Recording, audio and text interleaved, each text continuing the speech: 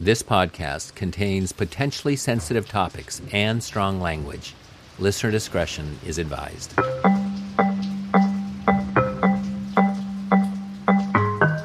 When I came back from the school, I wasn't a normal kid. I was weird.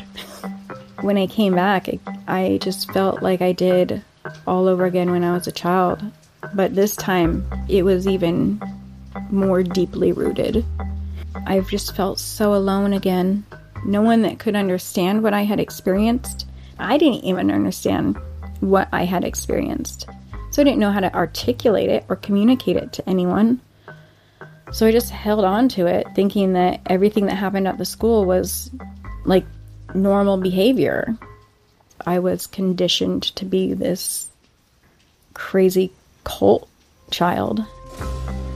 I'm Rex Holbein, and welcome to You Know Me Now, a podcast conversation that strives to amplify the unheard voices in our community. In these episodes, I want to remind all of our listeners that the folks who share here do so with a great deal of vulnerability and courage. They share a common hope that by giving all of us a window into their world, they're opening an increased level of awareness, understanding, and perhaps most importantly, a connection within our own community. While it is not always apparent in the moment, our life choices, all of them, the big complicated ones down to the little daily decisions, create the direction and opportunities of our life, our future, for better or worse. When someone is successful, we often admire them for their smarts, for having made all the right choices. And conversely, when people are struggling, we pass judgment, thinking they should have made better choices. But is it really that simple to credit failure to bad choices being made? What if everyone is trying to make the best choice possible at every opportunity, and that the issue is not simply one of bad choices, but rather a lack of available good options? If a 16-year-old living homeless tells you he dropped out of high school and chose to run away from home to live on the streets, it would be easy to think, well, that's a bad choice. And if a year later he is arrested for drug use, our view is confirmed that bad choices are to blame. However, what if more information was available? What if this young man ran away from home initially because his father had been sexually abusing him since he was 10 years old? What if he was now self-medicating with drugs to cope with the trauma? Would we see his choices differently? To know if this young man is making good or bad choices, we need to first know what the available options were when his choices were made. In this episode, we hear from Casey, a woman who will explore with us this idea of choice, what it means to fit in and find a way in life when choice is limited or removed altogether, when all you have in front of you are bad options. I grew up in Monroe, Washington. So a small, farm town. It wasn't developed back then. A lot of open space and land, trails and mud and lakes that we would go exploring and bring home tadpoles, and that was great growing up, just having the freedom to roam around. My mom was able to buy a house, and so we moved into an old farmhouse in an area that was beginning to be developed. It was a big, solid farmhouse. We had lots of animals. I always had just these really big dreams and creative ideas that I would implement. And one time I started finding these stray kittens, and I brought them all home, and I made flyers with crayons, and I called it a kitten circus. So I dressed them up and went door to door to my neighbors to show them these little kittens that I found. In my mind, I thought it was the best idea ever. I grew up only child, single parent, just my mom. My dad had a history of drug abuse. and alcoholism. I don't know specifically what he was in jail for because they never really told me the details, but I do remember my mom saying that my dad and my uncle were robbing houses. So as a young child, I don't have many memories of my dad.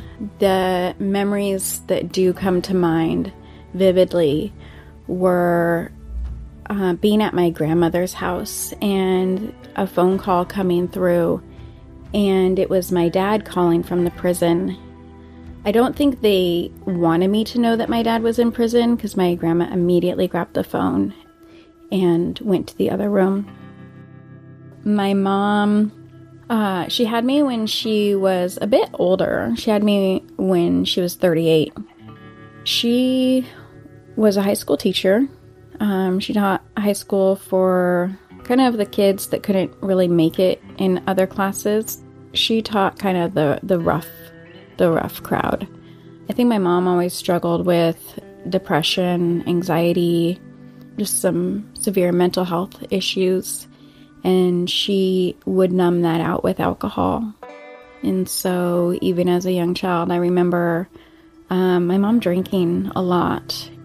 When my mom would get too drunk and couldn't take care of me, her friends would come over and they would, grab her alcohol, her bottles of wine, and walk me into the backyard and show me how to pour it out and how to dispose of it.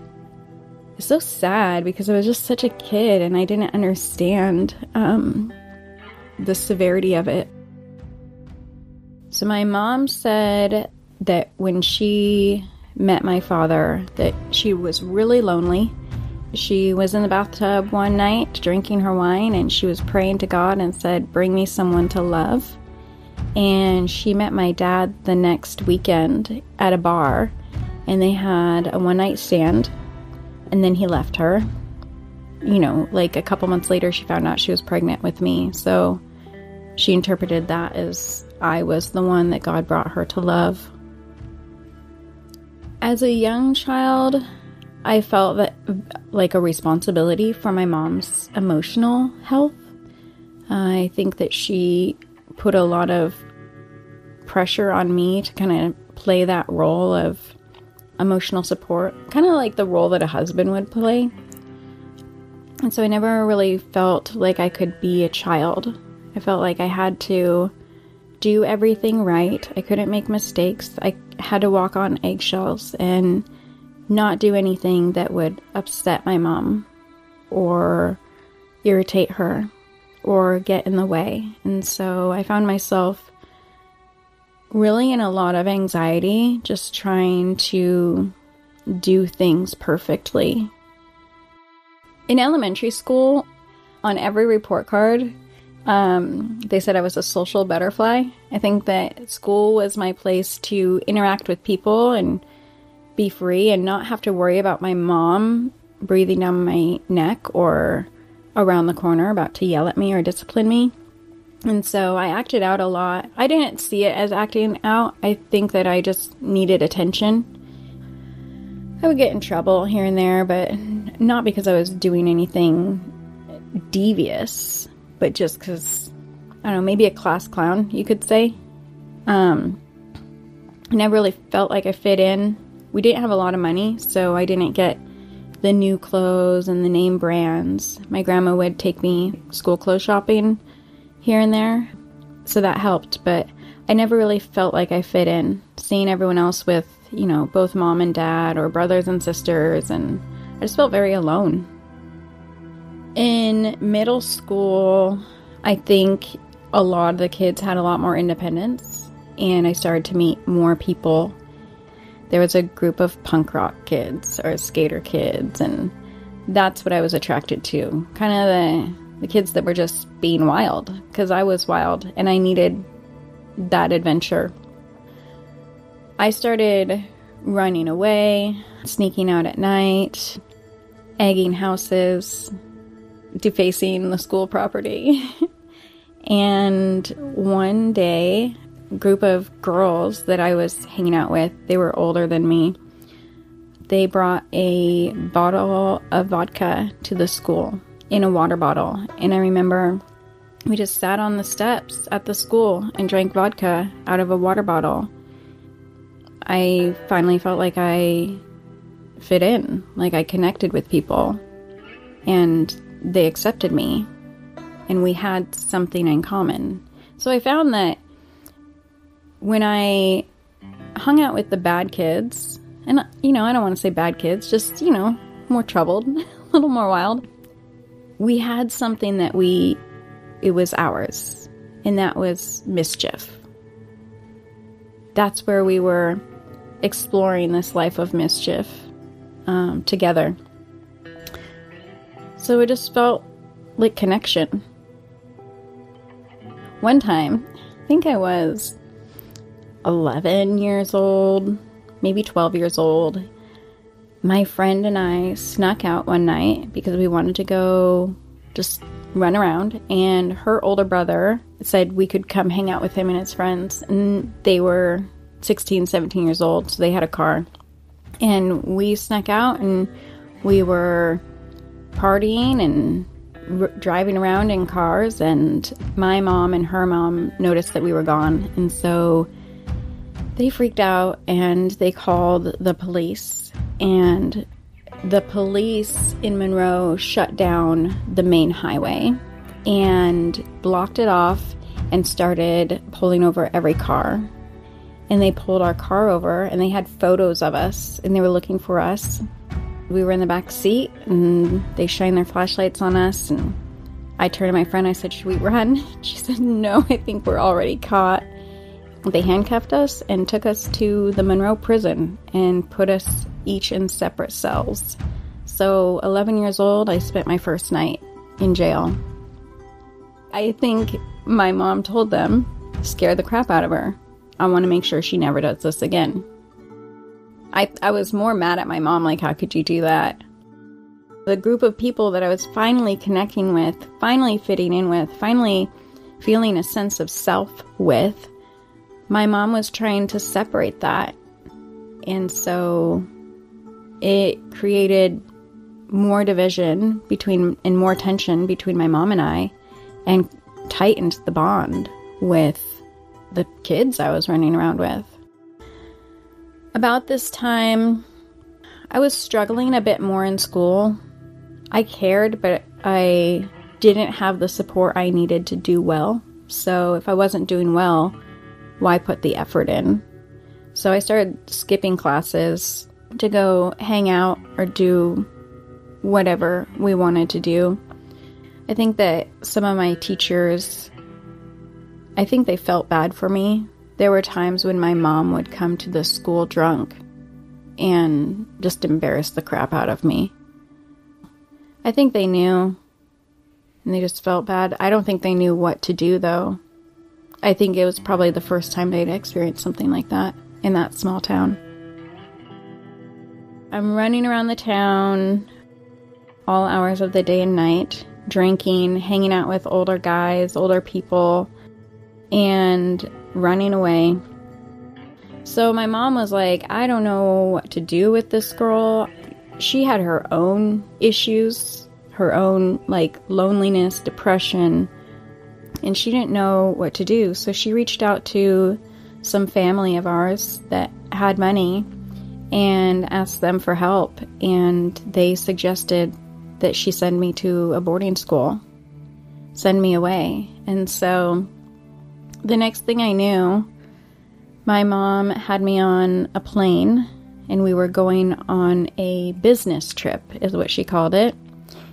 And I had no idea, but we pulled up to this just really old building in the middle of nowhere in Missouri, on the top of a mountain. And she said, come on inside, these people are gonna just talk to you. I was like, okay.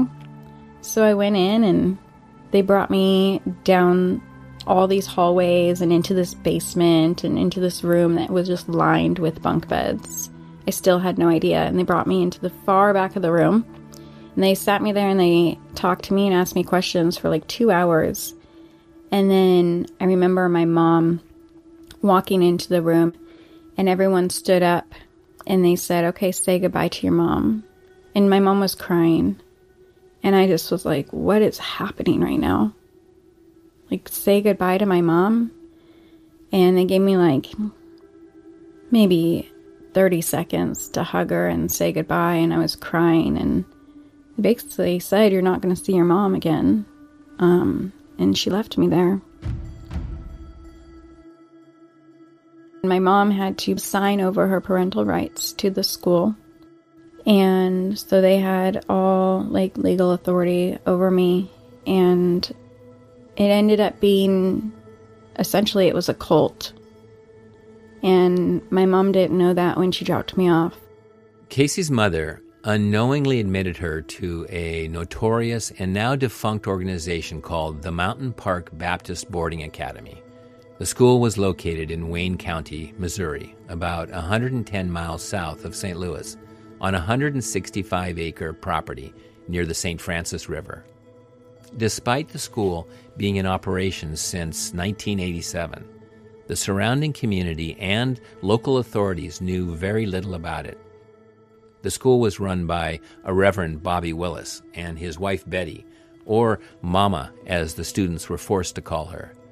Casey quickly found herself completely cut off and isolated from the outside world.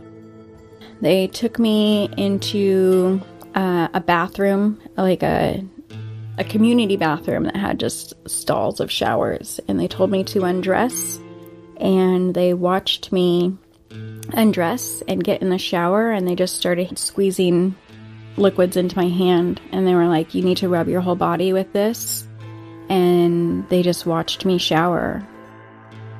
I remember them peering over the stall and watching every move that I made. So they were watching me to make sure that I didn't do anything crazy, that I didn't try to hurt myself, or that I didn't pull anything out or try to hurt anyone else. It was just, I think it was somewhat about that, about safety, and then the other part was psychological, trying to break me down, and they were really overbearing. And then they partnered me with this girl, and they said, this girl is your orientation guide, and you're not to be more than an arm's length away from her. You're not allowed to talk to anyone else or look at anyone else in the school. The only person you're allowed to talk to is the staff and this girl that's your orientation guide. I mean, even if I had to go to the bathroom in the middle of the night, I had to wake up this girl to walk me to the bathroom. Yeah. And we had to shower at the same time. If I was finished showering and she wasn't done yet, I had to stand in a cold, wet shower before I even opened the curtain until she got out. Because I wasn't allowed to be anywhere kind of in the open where there weren't eyes on me. But we would wake up early in the morning and make our bed. We'd go brush our teeth, part our hair on the side, because if we parted it down the middle, we were sinners. They said it was being worldly if we parted our hair down the middle. So we had to part our hair on the side. We put on our dresses. They would get a ruler to measure that our dresses were 2 inches above our ankle, and that our shirt collar was 4 fingers below our collarbone. It couldn't be any more than that. And we would take time to practice our scripture memory. So they gave us a list of scripture from the Bible that we had to memorize. We were really diligent in that, because if we didn't have our verses memorized word for word and the punctuation, they wouldn't feed us. The place was ran by Mama and Miss Gerhardt. Mama was an older woman, gray hair. She wasn't there all the time, but when she was there, you knew that something serious was happening.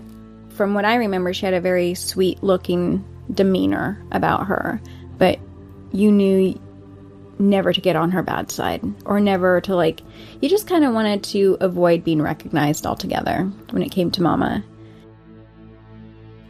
Mama would also have these, what she called powwows, and we would all go into the kind of the sanctuary church room and sit. Everyone knew that a powwow was not something you wanted to be a part of, so everyone would hang their head low, and what she would do is she would just look around the room, call people's names out, and have them stand up, and then she would just absolutely humiliate them and make fun of them, punish them, discipline them. She would get the paddle a couple times and paddle girls in front of the whole room.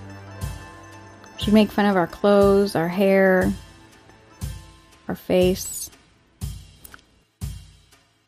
On Saturdays was always work days. We would have chores and we would clean. I remember we would get toothbrushes and we would literally scrub the floor with the toothbrushes. One time I was on laundry duty and their punishments were very unconventional and kind of just cruel. I got in trouble because apparently I didn't empty the lint trap. Mama, she went and saw the lint trap, she pulled it out and emptied it into a Ziploc bag and safety pinned it to the front of my dress and said that I had to wear it like that for the next week, just as a form of a reminder that I messed up. One time they told us we were going to have a rock concert. We got so excited because we're like, oh, we're finally going to have some fun. And so they pumped us up for this rock concert all week. They were like, you guys have been so good, you're getting a reward. We were just ecstatic. And so the weekend came and it was time for the rock concert. And so we all got ready and went outside, and turns out they just wanted us to, like, lift and carry heavy boulders out of the driveway. That was their idea of fun, was just basically taunting us and making fun of us and getting us excited about something and then telling us that we're stupid for believing it. There were some kids that mustered up the courage to run away or attempt to run away. Those were the kids that I was like, man, you got some balls, you know? Because it takes courage. First of all, to escape without being seen and to get in a position where, you know, you can exit the building, but then to navigate your way through whatever was out there. We weren't allowed to see the outside, you know? All we saw was the property that we were on. We didn't know where the closest town was. We didn't know the streets. We didn't even know our surroundings outside of the property of the school. I remember they woke us all up in the middle of the night. They lined us all up in the hallway, and we were lined up on each side of the hallway and just started stripping us down one by one. We were just looking at the person in front of us, and they said, take off your shirt, and everyone would have to take off just their shirt and drop it in front of them. And they did that with each single article of clothing until we were standing in the hallway, lined up, facing each other, butt naked. It was absolutely mortifying. It was just so humiliating. They stripped us of all dignity, but they were looking for a knife that had gone missing in the kitchen.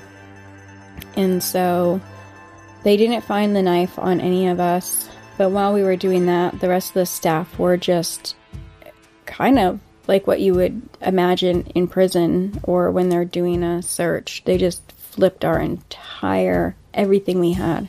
Our mattresses were off our bunks, our sheets were everywhere, our clothes were every drawer, all of our belongings were just destroyed and in piles in the middle of the dorm. They never found the knife, but what they did discover is that Laura was missing. She had taken a knife from the kitchen, hid it in one of the closets, and then at some point in the night, got out. I just remember thinking about her and just hoping that she was safe, and also that she would make a successful getaway. It was about a week later, they brought Laura back, and she was so beat up. She traveled through the woods as a child on a mountain in Missouri. After being at the school for 2 weeks, I was able to make one 10-minute phone call to my mom. We had to say yes ma'am, no ma'am, yes sir, no sir, talking to anyone. And which isn't in and of itself bad, right? They're teaching us to respect our elders. But when I was on the phone with my mom and I was saying yes ma'am, no ma'am, she would tell me, don't address me that way. I'm your mom. And I didn't know how to respond because they were listening to the calls. They listened in on all of our calls. And I knew that if I had told her I have to or I'll get in trouble, I would get in trouble. So I just kept doing it. And my mom started asking questions. They started limiting my phone calls with my mom because my mom was getting suspicious. I guess my mom had signed a contract with them for a year, that I would be there for a year. I think my mom had tried to get me out sooner than that because she saw how I was changing and how I wasn't the same little girl. I was just afraid. I was so afraid and so silenced. When a year came along, I was on my phone call with my mom, and my mom said, "Go pack your stuff and meet me at the door in 10 minutes. So my mom showed up, and I ran out the door, and we got in the car and drove away. I left the school when I was 13. I mean, they brainwashed me. A child that age, I think I always knew there was something deeply wrong with that school. But as a child, no one really told me the depths of how wrong it was. So it wasn't until I got older and started exploring that time of my life that I realized what had happened. Casey, at age 13, was now back in Monroe, Washington, once again living with her mom. It was an extremely confusing time for her, unable to process the experience of the past year, and still alone, struggling to fit in. When I came back from the school, I wasn't a normal kid. I was weird. I was really weird. When I came back, I just felt like I did all over again when I was a child. I didn't fit in.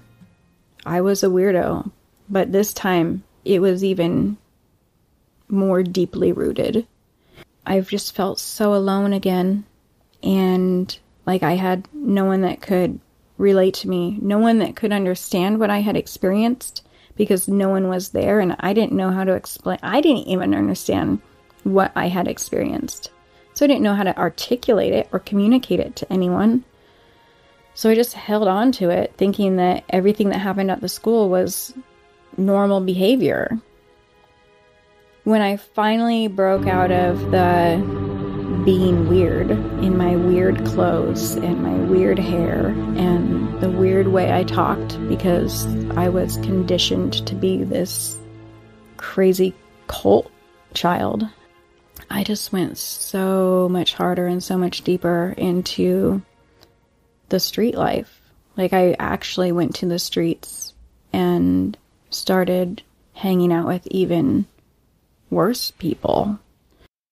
Not worse people. People that were doing worse things than what I was doing before I went to the school. There was this kid that I used to go hang out with up in Marysville. He lived on the reservation with his brother, and I had a friend that was staying with me at the time, and she was older than me, so we hopped on a bus and went up to Marysville one day, and she introduced me to her friend and his younger brother, and we just started drinking so heavily and doing kind of sadistic things. There was one time I had a knife. It was a big knife. It wasn't like a pocket knife. It was a big knife, and I just said, "Can I just carve my name in your stomach?" And he was like, "Yeah." So then I got this weird fascination with like cutting people up. I don't know what it was. I think that I was so young and so messed up in the head that I didn't know what was normal and what wasn't. And I just needed some type of outlet, something that was like, maybe not an outlet, but just something that was like, what is reality right now? Like, really, at that moment in my life, I was like, I don't even know what reality is, because I've been on such far extremes of both sides that I didn't know how to land in the middle.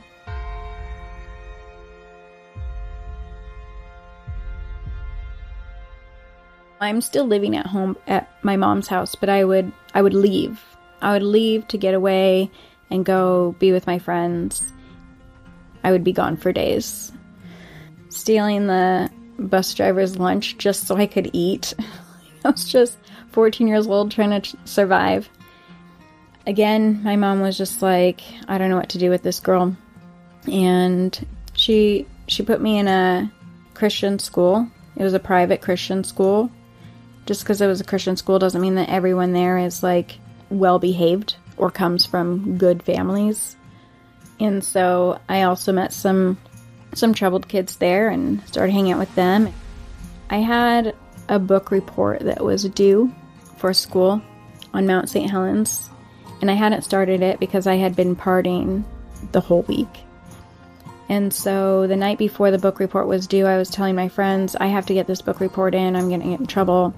And that's when they said, I know something that will help you get it done. You can finish it tonight if you want. They introduced me to meth. And I got my book report done. But what I didn't know is that meth is heavily addictive. And I just kept doing meth. I started doing meth, and I started doing ecstasy and partying a lot. My mom pulled me out of that school, the Christian school, and put me in school with her because she felt she could keep a better eye on me. At the high school, I started selling meth, and I think all my teachers turned a blind eye. They knew my mom, and I think it was awkward for them. My mom and I were still having a lot of troubles at home. My mom was drinking, I was doing meth, it just added fuel to the fire. We got in a physical altercation at the school, and it was at that point that my mom was like, I can't do this anymore. You have to leave. And so she kicked me out of the house. There was a drug dealer in Granite Falls. That was the first place that I went because I knew that I could go there and I could stay. And I stayed there for a couple weeks. Then I would call up my friends and say, can I come take a shower at your house? Can I come eat? Do you have clothes I can borrow? Because I had no clothes, no food, no money. And I just tried to get to school because it was a safe place. I didn't go to school to do work. I just went to have somewhere to be. The school did try to get involved. I remember the counselor called me into the counseling office one day. I had bruises and marks on me, and she started to ask me questions, and I knew that she was going to get CPS involved. And I was so scared. I was scared that I was going to get in trouble. I was scared that my mom was going to get in trouble. And so I lied. I lied and said that everything was fine, when really they probably could have helped me. But I didn't know. All I knew is that any adults in my life had always just been awful. No matter what you do, you're always wrong. You're always in trouble. A lot of the people that I was getting meth from were either my girlfriends from school who were getting money from their parents, or older guys that, would just give drugs to a young girl, right? To have a cute young girl hang out with them. Meth is dirt cheap as it is, but when you're in Granite Falls back in the late 90s, it was, we were cooking it, we were making it. It was cheap. I was hanging out with the drug dealers. Yeah, I felt lost, and I was just searching. I was just searching for identity, searching for purpose, searching for community. For me, there was trauma on top of trauma, and no support, no options, no resources. And any resources or support that were available to me or offered to me, I was afraid of, because I had been conditioned to be afraid. I had learned that I'm the only one that I can trust and depend on. I'm alone in the world. Like, that had been the narrative. I didn't know how to have a job or do a come on. I was in such a severe state of trauma and survival that I couldn't even get a grasp on those things if I wanted to. I was in the right here, right now, how am I going to get my next meal? And I'm going to get it by whatever means necessary. And that's not choice. Often, when housed folks see or meet young people living homeless, the assumption can be made that everything would be better if they would just move back home. In hearing Casey's story, you might wonder why she did not go back to her mother when things got so terribly bad. Casey was in fact asked about this. It was maybe the toughest question for her, and one of the few times she was unable to express herself while being recorded.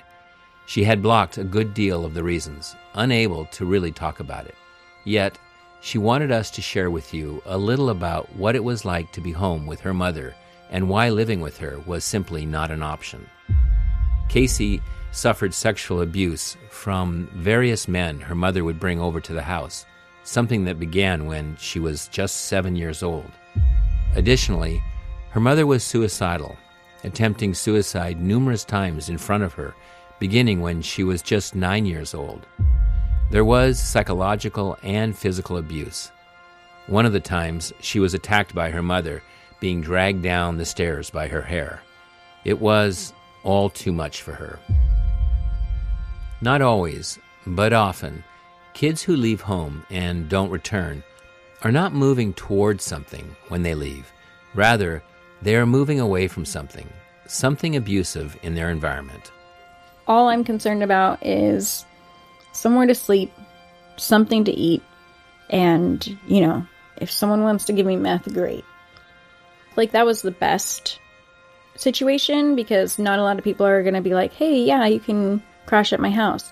But if I was hanging out with people who were getting high, I could just get high and stay high with them for as long as possible and just take up time, right? It's just like getting through days and nights. And so that was always the best option.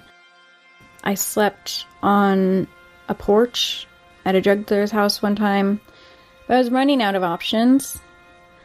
The only resource that I know that I have is my grandma.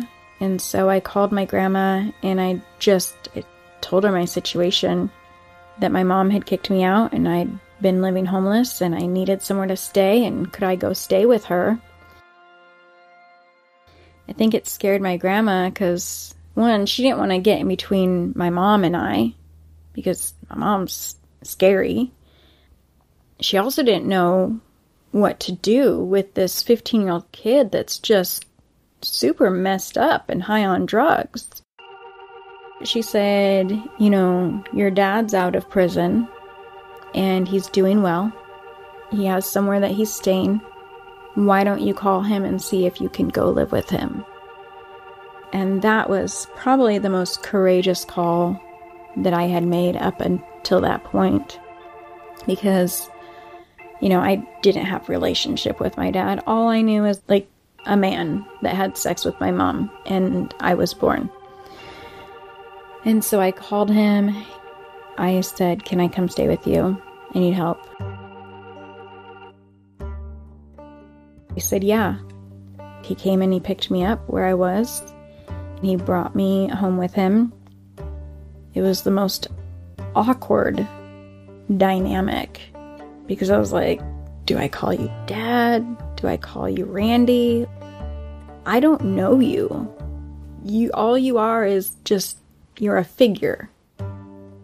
You're like a shadow figure in my life. That was, I guess, disorienting for me. But it was a place to live. So I was living with him, and he put me in a school in Edmonds. He found some meth on me, being an ex-drug addict and heroin addict. Said, this isn't going to happen. Not in my house. And he knew how to look for the signs. He knew how to, he knew how to talk to me about it. That was probably the best thing that happened for me at that point. Because my dad walked me through basically a detox off of meth and ecstasy. I ended up going to school, doing well, working. I worked for Life Touch Portrait Studio, JCPenney's. I loved it. I worked for Papa Murphy's.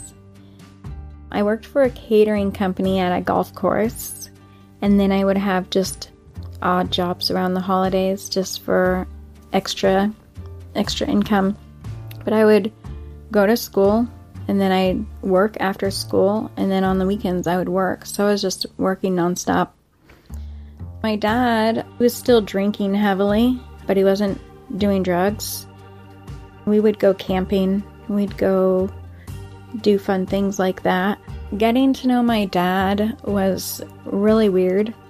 I'd lived enough life and experienced enough life that I was like, I don't need you. Only thing I need from you is to provide me shelter and food. Like, I can do life on my own.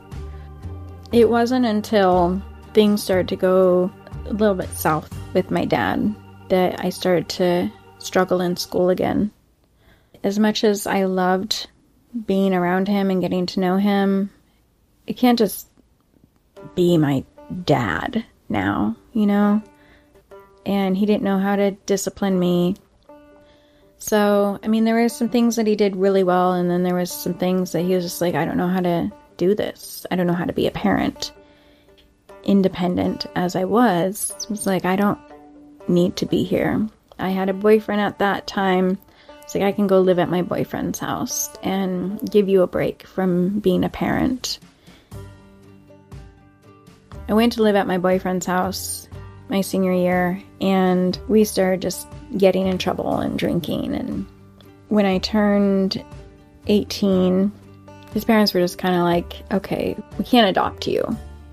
They were concerned about their son.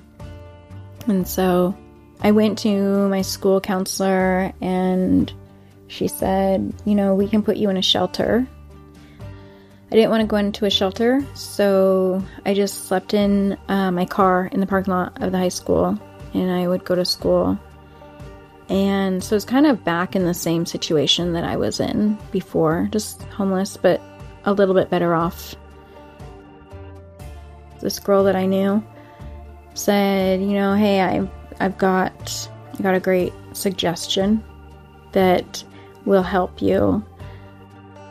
I was working in the evenings and on the weekends and then going to school all day. It was just really hard.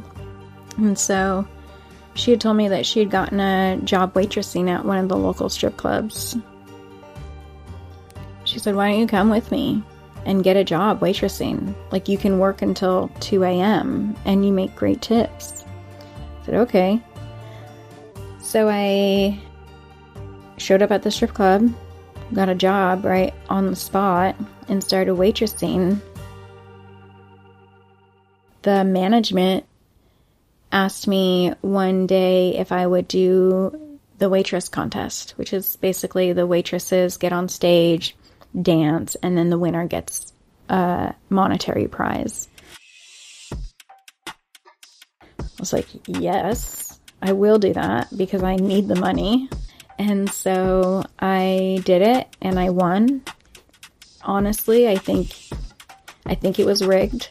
And I don't say that because I did a bad job, because I'm sure I did great. But I think the management, when they look at the waitresses, look at the most vulnerable and make that person win. The person that will be the easiest to groom into a stripper. And at that point, I absolutely was the most vulnerable to be groomed into sex work.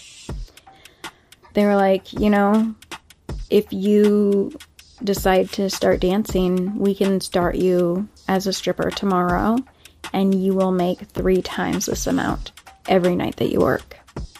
And I couldn't turn that down. Like, I needed the money. I was still in high school, and all I wanted to do was be able to take care of myself. And there was something in me that knew that I had to graduate high school if I was gonna, like, do anything with my life. And that was really important to me. So I felt like it was the only thing that I was, you know, able to accomplish, that I had control over. So I started stripping at Honey's Strip Club in Everett. It was great at first.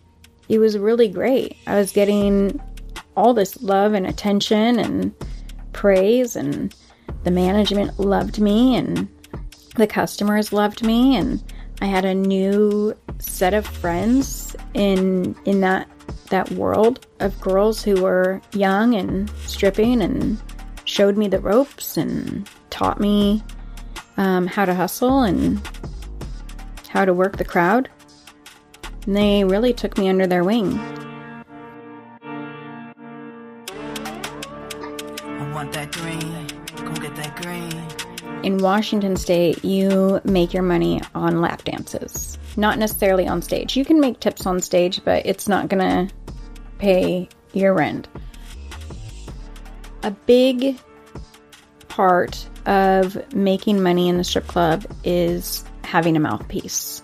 So knowing how to manipulate and work men. You know how to talk them out of their money. Basically like a used car salesman, right? Like, just knows how to work the customer. Make promises that I don't intend to keep. Lead them on. Feed whatever fetish or fantasy it is that they're in there for. Just learning the role that the individual wants you to play, and then stepping into that role. And then learning how to pivot depending on which customer it is. They taught me just like kind of the strip club etiquette. So there are politics in the strip club with the girls that work there, and especially in regards to the guys that come in. When I look at it, or when I picture it in my mind, it's kind of like a map. So you know what type of people to look for. And reading people, not only by how they're sitting, how they're interacting with others, how they're dressed, and just watching people and observing them to kind of get an understanding and figure out their story and how to approach them, or if they're even worth approaching. And so really learning how to observe and read. The other thing as far as the map would be knowing which guys in the club are there for a particular girl. And I say that because a lot of girls build up kind of a regular clientele. And so if a guy comes in that usually gets dances from, we'll say her name is Pixie. A guy comes in to get dances from Pixie every week. You know that you do not approach that guy until he's danced with Pixie. Otherwise, you're going to go heads with Pixie in the dressing room. Unless Pixie is a new girl and you've been there longer.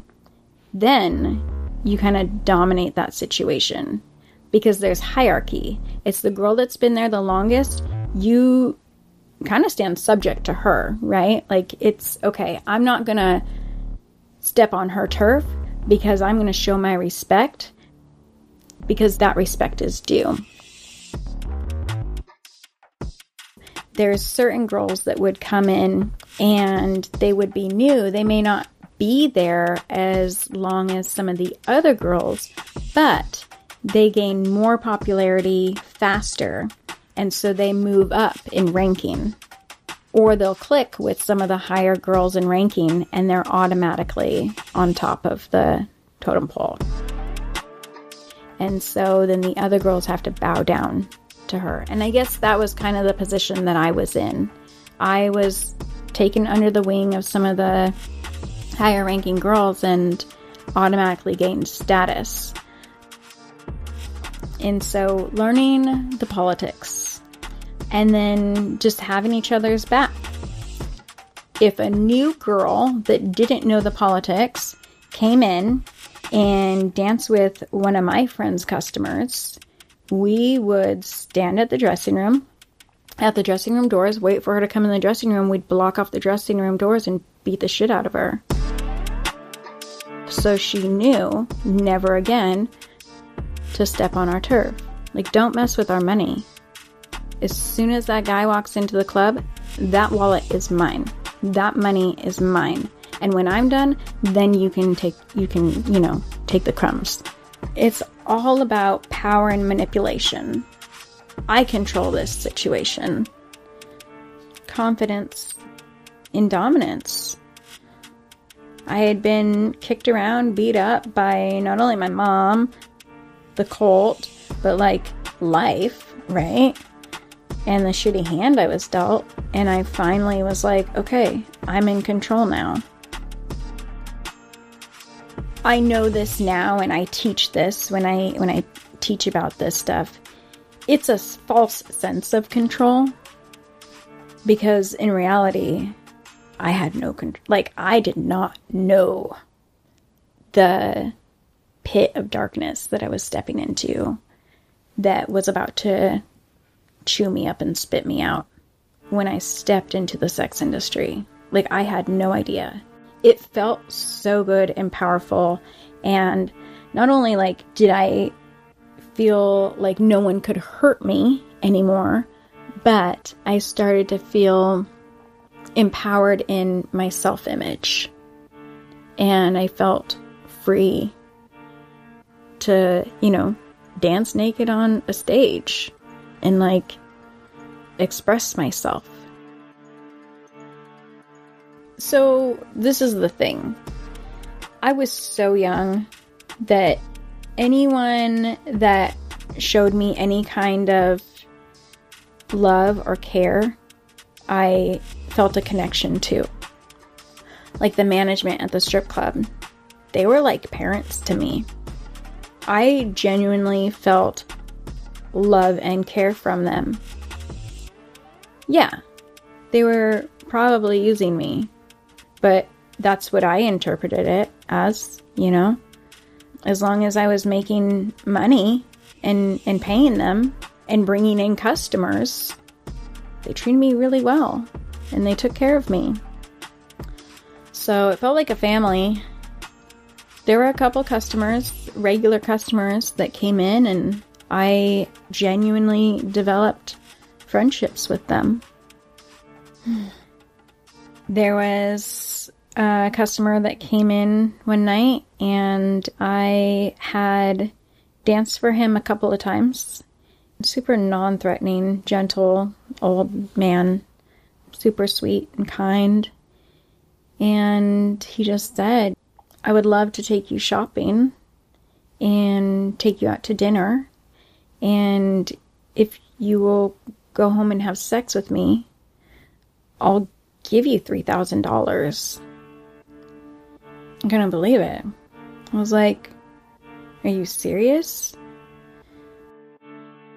And at that point, I had been so beaten and worn down by the world, and I was finally, it was like, what do I have left that the world can take from me? I might as well, because I need to survive. He took me shopping, took me on a shopping spree, and then we went out, had a really nice dinner, and then he took me to a hotel afterwards. We had sex, and he gave me the money, and I held this fat stack of cash.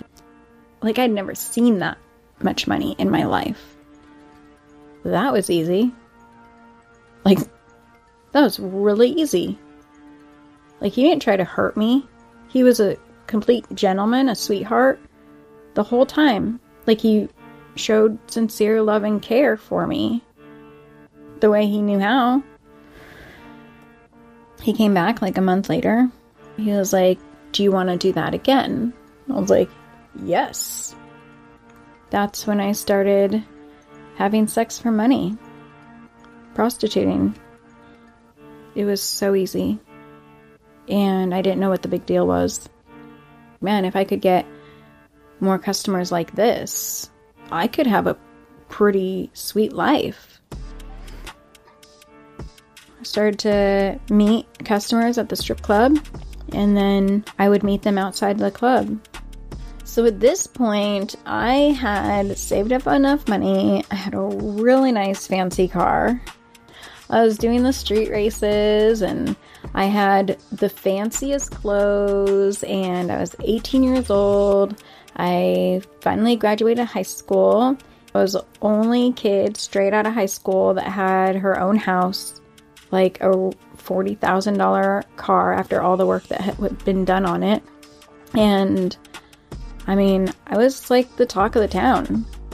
I was pretty cool.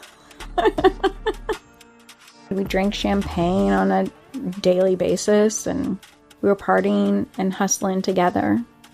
So yeah, 18 years old, living this just amazing life with all the things that I need to provide for myself beyond what I could ever imagine. All the money in my pocket that I never thought I'd ever have. And I'm feeling really successful. Like, I've made it. On the next episode of The Skipping Rock, we dive deeper into Casey's life and learn how things are about to take another big twist. The club that I was working at was Honey's. And then next I went to a different club, a bigger club. Next I'm going to Vegas to dance, and I see even deeper into the darkness and have an epiphany like, oh shit, this is what is in my future. What I saw in the dressing room and backstage in Vegas terrified me because it was not pretty. It was like face to face with the devil.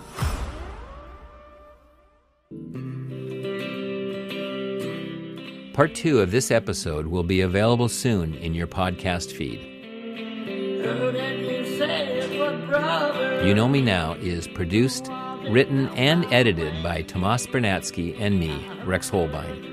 We would like to give a heartfelt thanks to Casey for taking the time to speak with us.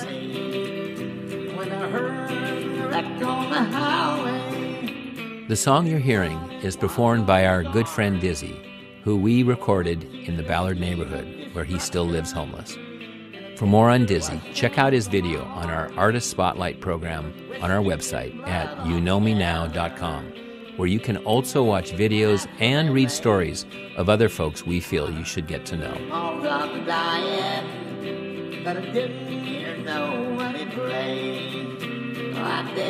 Additionally, You Know Me Now has a Facebook and Instagram page that we would love to have you follow and take part in the community conversations happening there.